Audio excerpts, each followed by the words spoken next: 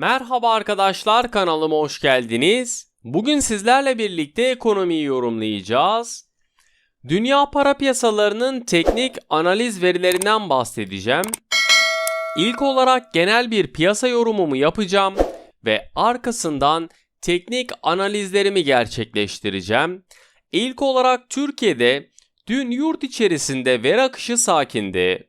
Borsa İstanbul 100 endeksi %0,35'lik düşüş ile günü 1413 puandan kapatırken işlem hacmimiz ise 14,3 milyar Türk lirası olarak gerçekleşti. Sektör endeksleri arasında en fazla kazandıran %2,35 ile bilişim sektörü olurken en çok kaybettiren sektör ise %1,05 ile spor, bankacılık endeksi ise %1,18, holding endeksi ise %0,35 değer kazandı. Dolar Türk lirasında hem Türk lirasının değer kaybetmesi hem de dolar endeksinin güçlenmesi ile sert yükselişler dün akşam Cumhurbaşkanı Recep Tayyip Erdoğan'ın açıklamalarının ardından bugün 8,60 direncini geçmeye zorluyor. Dün akşam Cumhurbaşkanı Recep Tayyip Erdoğan ekonomiye dair yaptığı açıklamalarda bundan sonra enflasyonun daha yukarı çıkmasının mümkün olmadığını, faiz oranlarında da düşüş beklediklerini, yüksek faiz vermeyeceklerini ifade ederken yüksek faizin yüksek enflasyon yaratacağını da yineledi. Erdoğan, Ağustos ayı ile birlikte enflasyonda düşüş göreceğimizi belirtirken ekonomideki öncü göstergelerin büyüme eğilimini sürdürdüğünü ve bu yıl %7'nin üzerinde bir büyüme beklediklerini ortaya koydu. Bu sabah piyasalar bu söylemlerin etkisinden olumsuz etkilenebilir. Borsa İstanbul 100 endeksi satışlarda hızlanabilirken ve kurdaki yükselişlerde yaşanabilir. Özellikle dolar Türk lirasında 8,60 Türk lirasının kırılıp kırılmaması bizim için önemli olacaktır. Bu seviyeyi belirleyici bir seviye olarak karşımıza çıkartıyorum. Daha önce de söylediğim gibi enflasyonun kısa vadede düşmesi mümkün görülmüyor. Eğer Türkiye Cumhuriyeti Merkez Bankası faiz indirimine gidecek olur ise yurt içerisinden sert para çıkışlarını yaşayabiliriz. Amerika Birleşik Devletleri tarafında ise dün Amerika Birleşik Devletleri'nde Cuma günü gelecek olan tarım dışı istihdam verisinin öncüsü kabul edilen ve özel sektöre ait ADP tarım dışı istihdam verisi beklentilerin altında 330 bin kişi olarak gerçekleşirken Şubat 2021'den bu yana son 5 ayın en düşük seviyesine gerilediğini gördük. Büyümenin öncü göstergelerinden hizmet PMI verisi beklentilerin hafif üzerinde 59,9 puan alarak açıklanırken son 5 ayın en düşük verisi olarak kayıtlara geçti. Amerika Birleşik Devletleri'nde ISM hizmet PMI verisi ise sürpriz yaparak beklentilerin üzerinde 64,1 puan olarak açıklanırken Eylül 2005'ten bu yana en yüksek veri olarak kayıtlara geçti. Özellikle ADP tarım dışı istihdam verisinin ardından değer kaybeden dolar endeksi ve Amerika Birleşik Devletleri 10 yıllık tahvil faizlerinin ISM hizmet PMI verilerinin ardından sert bir şekilde yükselmesi doların küresel bazda değer kazanmasına neden oldu. Dallas Fed Başkanı Robert Kaplan, Fed'in tahvil alım programını azaltmaya yakın zamanda ve kademeli şekilde başlamasını istediğini söylerken, tahvil alımlarının azaltılmasının Fed'e faiz oranlarını artırmak konusunda sabırlı olmak için daha fazla esneklik sağlayacağını savundu. Dallas Fed Başkanı varlık alımlarının azaltımının aylık 80 milyar dolar olan hazine kağıdı alımının her ay 10 milyar dolar, aylık 40 milyar dolar olan mortgage destekli menkul kıymet alımının da her ay 5 milyar dolar azaltılması gerektiğini belirtti.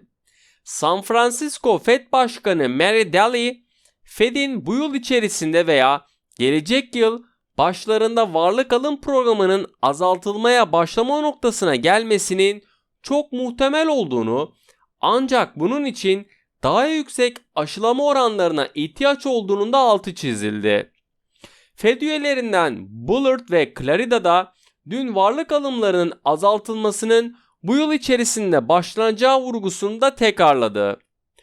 Bu Amerika Birleşik Devletleri borsaları dünü karışık bir seyirle kapatırken gelen veriler karışık sinyallerin yanı sıra Amerika Birleşik Devletleri Merkez Bankası yani Fed üyelerinin ekonomik görünüm ve para politikasına ilişkin değerlendirmelerinin piyasalar üzerinde etkili olduğunu da söylemek istiyorum. Euro bölgesinde ise dün büyümenin öncü göstergelerinden olan hizmet PMI verisi beklentilerin altında 59,8 puan olarak açıklanırken Temmuz 2006 yılından bu yana en yüksek veri olarak kayıtlara geçti. Diğer verilerden aylık bazda perakende satışlar beklentilerin altında %1,5 olarak açıklanırken yıllık bazda perakende satışlar da beklentilerin üzerinde %5 artış gösterdi. Euro dolar paritesi dolar endeksinin sert yükselmesiyle dün satışlar yaşatırken 1,1822 seviyesinin oldukça kritik olduğunu görüyoruz. Euro Türk lirasında ise tekrardan 10,05 desteğinin üzerine çıkarken alış baskısını da kuvvetlendirdiğini söylemek istiyorum. Avrupa borsaları dünü yükselişle tamamlarken ekonomik veriler ve şirket kazançlarındaki artışların borsalara pozitif yansıdığını gördük. Şimdi dünya para piyasalarının teknik analiz verilerinden bahsedeceğim. İlk olarak ons altında Amerika Birleşik Devletleri'nde tahvil getirilerindeki geri çekilme sürerken Amerika Birleşik Devletleri 10 yıllık tahvil getirileri 1,13 seviyesinin altını test etti ve dün açıklanan özel sektör işsizlik verilerinin sonrasında ons altında da sert yükselişlerin yaşandığı görüldü. Yarın açıklanacak olan tarım dışı istihdam verisini de yakından takip ediyorum. Ons altına teknik olarak baktığımızda yukarı yönlü hareketlerin oluşması durumunda 1820 ve 1835 dolar seviyelerini yakından takip ettiğim önemli direnç noktaları. Satış baskılarının görülmesi durumunda ise 1805 ve 1790 dolar seviyelerini yakından takip ettiğim dikkat etmemiz gereken destek noktaları.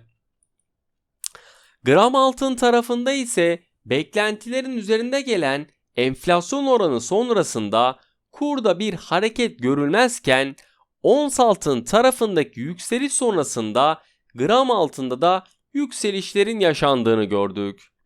Gram altına teknik olarak baktığımızda gram altında yukarı yönlü hareketlerin görülmesi durumunda 500 Türk Lirası ve 505 Türk Lirası seviyelerini yakından takip ettiğim önemli direnç noktaları.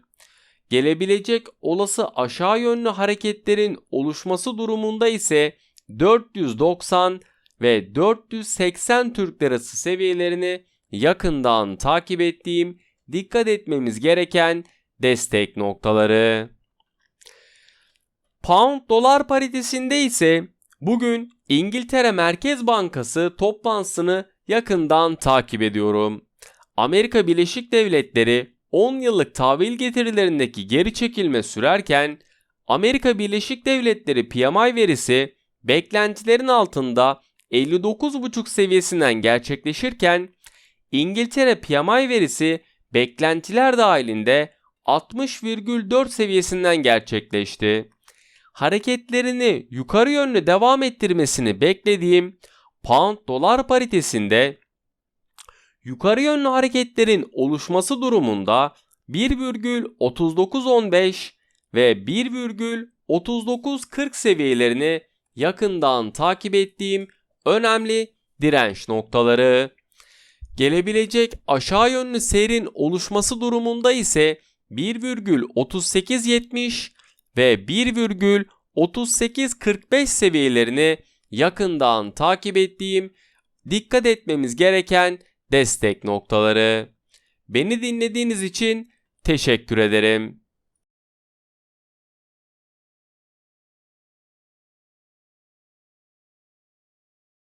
Maybe you should take it slow.